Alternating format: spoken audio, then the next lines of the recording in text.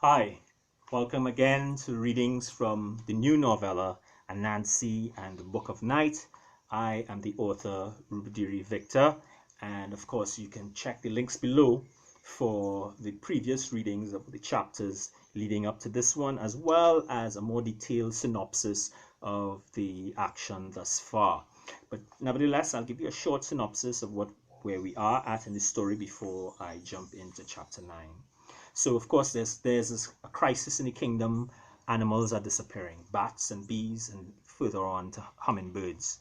These are the animals that pollinate the flowers and stuff from the trees and the plants and stuff. And because of that and their disappearance, the forest is going into drought as fruit trees and vegetables are not bearing. So Anansi is investigating, and she uncovers a conspiracy by 7 members of the Council of Elders, led by Tiger Cat, who is not on the council. And Tiger Cat is in conspiracy with these shadow animals. And Nancy discovers this stone tower far, far, far, far away from the kingdom at the edge of a desert, where all the kidnapped animals are in chains. When they are led into this tower, and a flash of light happens, and then they all disappear. And Nancy investigates further and uncovers something called the Book of Night, which reveals the shadow animals' agenda of covering the entire planet with buildings and stuff, and destruction of all forests, putting animals in cages, and this spreading across the galaxy. She later finds out, through using her best friend Lap as a spy with the Bacchanal crew, that the shadow animals have been giving Tiger Cat the Book of Night to use as a teleportation device. Whenever he opens it in front of the animals, they disappear and they're teleported away unconscious. And Nancy goes, she goes to the Bull Kingdom because a rumor has begun to be spread that the bulls are the ones who are kidnapping the animals. She goes to find out if there's some sliver of truth, if the entire Bull Kingdom is in on it. She meets the king, who is looking like he's going through some kind of stuff. His eyes are red. His warriors around him are all eyes are red and stuff. So anyway, she realizes that no, he doesn't know anything. But he says that some of his bucks are going kind of wild and delinquent. So she leaves there, tries to find King Brer Lion and the Council of Elders. Both are missing, and finds out from Brer Deer that in fact King Brer Lion had been missing for the last 2 days, and that the reason he'd been missing, he had gone on a mission because a messenger had arrived with word from Anansi's husband, the prince, who was sent on a false mission by the 7 traitorous Council of Elders members. All of this is swept under the carpet because all of a sudden a scream goes up in the kingdom because the bulls have gone mad and are stampeding through the kingdom, wrecking everything as they run out into the hills. In fact, they can't pass the hills, it is blocked, and they're running along a winding path. And Nancy runs after them and uses a magic egg, transforms into a bull, jumps into the stampeding herd because she sees an animal that was on the part where the bulls were stampeding towards. She manages to divert the bulls into a river. The water washes off their madness, and when she comes and checks the animal is an unconscious King Brer Lion. And this is where, and she finds later on that same path that the bulls were also going to crush Brer Lion by running on this path, but they were also running on a path that was leading over precipice to rocks below. So whoever orchestrated this entire thing spread that rumor, knocked Lion unconscious, put him on the path to be stampeded over, and was preparing for the bulls to be destroyed. And Nancy has all of these things in her head, and this is where the story picks up. Chapter 9. The Challenge.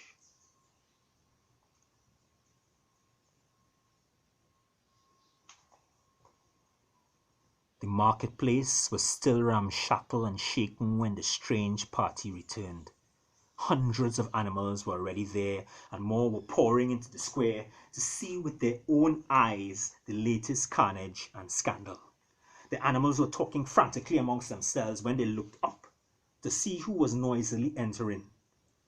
The shell-shocked King Bull and his disoriented herd trudged in, carrying the enormous figure of an unconscious brer lion on a litter, followed by Anansi. All the animals backed up, looking at the bulls with fear and lion with shame and sadness. How they looked at Anansi depended on what they thought about her from before. What had happened? Was Lion, King Brer Lion, dead? What had Anansi and the bulls done?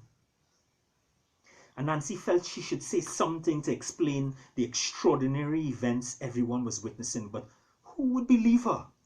And who was she to speak for a king? She was about to open her mouth and say something when they all heard a great commotion coming from afar, a great throng of voices coming closer. Soon you could make out chants, and sooner again you could see their origin. It was Guti and Quenk leading a massive crowd of animals who were chanting, "Enough is enough! Enough is enough!" There were all kinds of animals in the crowd. The chanting crowd, and Nancy could see some incensed bats and bees in that mix too. Some of the animals were very emotional, rage and sadness, close to rioting. It was obvious that they had been stirred up from before and brought to a boil. In their lead, Guti was running to groups of them and screaming, "Do you want more drought?" To which they were screaming back, "No!" "Do you want more mad bulls?" They screamed back, "No!" She reached the bats and bees. "Do you want your loved ones to keep on disappearing?" They screamed angrily, "No!" And Nancy could see some emotional bats in the onlooking crowd, along with the families of some of the horses she had seen in the group of animals that had disappeared at the tower. These emotionally scarred animals started talking animatedly amongst themselves. The square was crazy, with wrecked stalls and fallen trees, already scarce fruits and vegetables squashed on the ground, wounded animals, curious onlookers, and now rioting animals. Members of the Bacchanal crew were dancing in a rhythm section that was providing a backbeat to the chants. Guti was waving a flag. And Nancy looked at Lion, who was starting to stir. How to explain all these events to the emotional masses without giving away too much to the enemy and not playing into their hands? She wished Lion would wake up and command the crowd as was his gift. Guti, however, was quicker on the draw. "Look at your king! Is this the kind of leadership we deserve?" A much too unanimous "No!" shook the sky. "Is this the kind of leader we need?" The next "No!" had even more power. And Nancy turned to Lion, willing him to get up. He started to stir and try to rise, but fell again. Guti rejoined. "Can Lion lead us into the future with the problems we have as animals?" That "No!" was the most powerful of them all. Lion rose up from the litter on the ground. He looked weak, disoriented, and slightly bewildered. But Anansi could see Lion's dawning comprehension, his kingliness summoning in him. And suddenly, Lion roared. But the roar, which normally could silence any quarrel and establish order to any chaos, came out weaker than any time before, and was drowned out by the noise of the throng led by Guti. "No more drought! No more drought! No mad bulls! Enough is enough! Bring back the bats!" All was chaos. Guti commanded the square. Suddenly, a roar sounded, louder than before, a kingly roar. And this time the crowd was silenced. Everyone looked at Lion. But Lion looked at everyone else, surprised. The roar sounded again, and suddenly on top the small hill that overlooked the market, Tiger Cat emerged. He roared once more. All eyes were on him. Enough is enough, he shouted. Enough is enough, he said more softly. This kingdom deserves better. There was a massive cheer that emerged from the collective animals like a great gasp of air, a grand exhalation. The applause was rampant. Whistles, hoots, shouts of "We love you" rang out in the pause. Tiger Cat stood on the hill, soaked it all in. Look at us, he said. Once we were the greatest. Now we are a laughing stock. Once we were rich and prosperous with gold. Now we are poor and starving with drought. Crime and kidnapping are rampant. The mismanagement of this kingdom has gone on far too long. We, the citizens of this great kingdom of animals, need a new vision, a new leadership, a new beginning. We need to make the forests great again. This last phrase was shouted simultaneously by nearly the entire throng of animals. Many animals cheered after the phrase. Members of the bacchanal crew in the crowd started chanting the slogan, "Make the forest great again, make the forest great again, make the forest great again," until it was all a frenzy. The rhythm section struck up again, and Anansi did not even see when the "Make the forest great again" flags, hats, and scarves had appeared, but they were all over the crowd in an instant. When she turned around, nearly everyone was waving some kind of flag, some kind of scarf in a feverish din. Shockingly, Anansi realized that even she somehow had on a hat and a scarf. She took them off and flung them to the ground. The chants and the screams were rising to a crescendo. Tiger Cat roared above the noise of the crowd and leapt down from the hill into the marketplace in front of Brer Lion. I invoke the throne challenge and challenge King Brer Lion now to a royal duel for the throne. The kingdom is fallen. It is time to make the forest great again. Animals began to scream in delight. Anansi could not believe her eyes. Tiger Cat was roaring in Lion's face. Roar! As the crowd was being stirred up into a frenzy, Brer Lion, as powerful as he was not in any condition for a duel. Suddenly Lion roared back, roar, and roared some more, roar. Tiger Cat roared in return, the two were exchanging roar for roar. Some of Lion's power was returning, and he rose up on his hind legs, landed, and roared. This was able to quiet the crowd a bit, even though animals in pockets were still chattering and the bacchanal crew's rhythm section did not stop beating. Through the mist of his grogginess, Brer Lion spoke. Animals of the great kingdom, I understand how you feel, and many of you are right to feel frightened and confused by what is happening to us. Many of you have lost family, friends. The disappearance of the bats and bees has caused drought to descend on us. Horse has sustained loss. Rooster has sustained loss.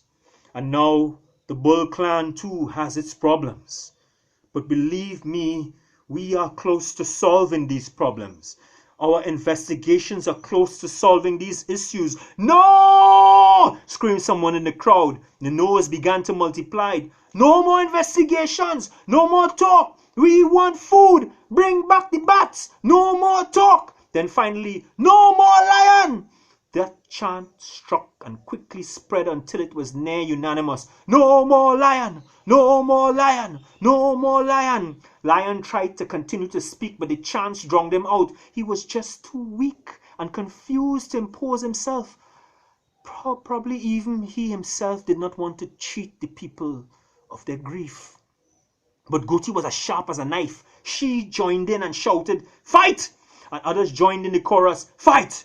Fight! Fight! Fight!" Lion roared again, and the noise dipped for a bit. Agouti was about to speak, but it was Anansi who jumped forward to head off Agouti in the pause and shouted, "The king has been injured and cannot battle. By dint of the law of champions, I, a holder of the key of the kingdom, demand to duel in his defense." That shut up the crowd. Silence. Guti said, "What Anansi say there?"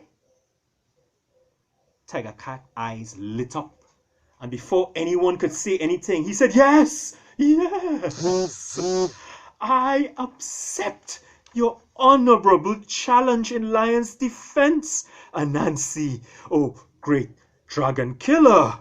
It would be my privilege to battle you for the throne.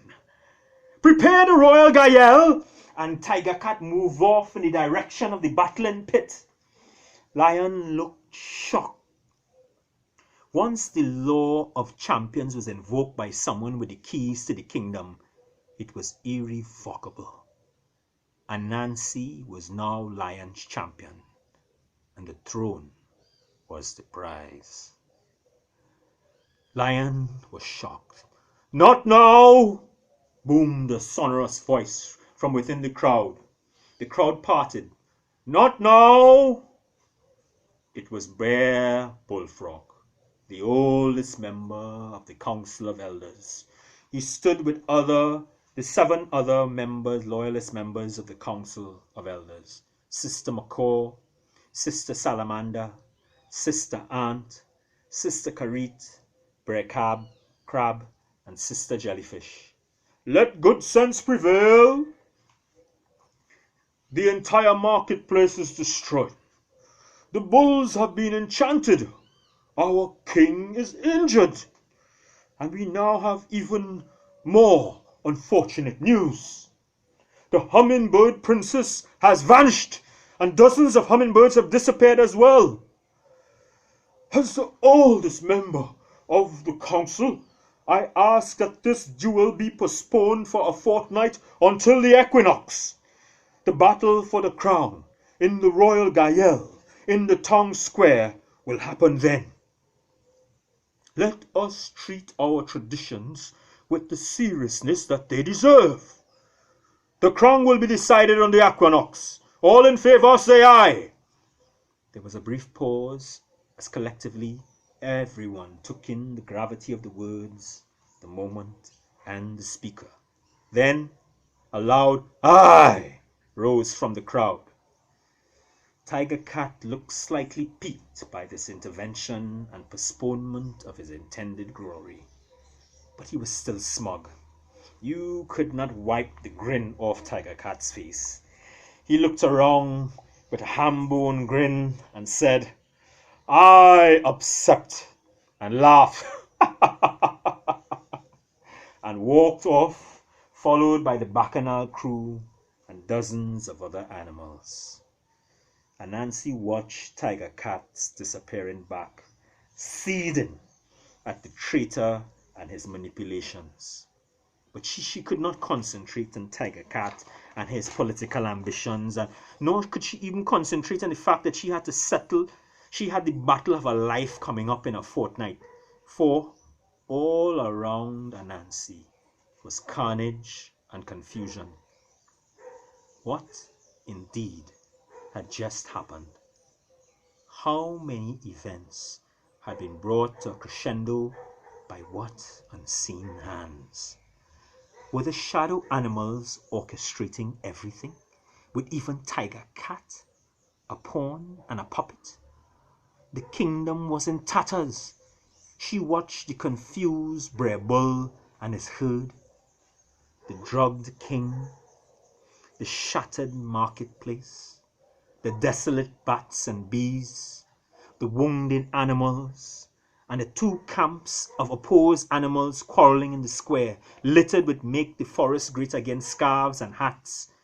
And over it all, this latest tragedy, the hummingbird princess, gone, and the house of hummingbirds now targets for the evil that lay in the dark tower.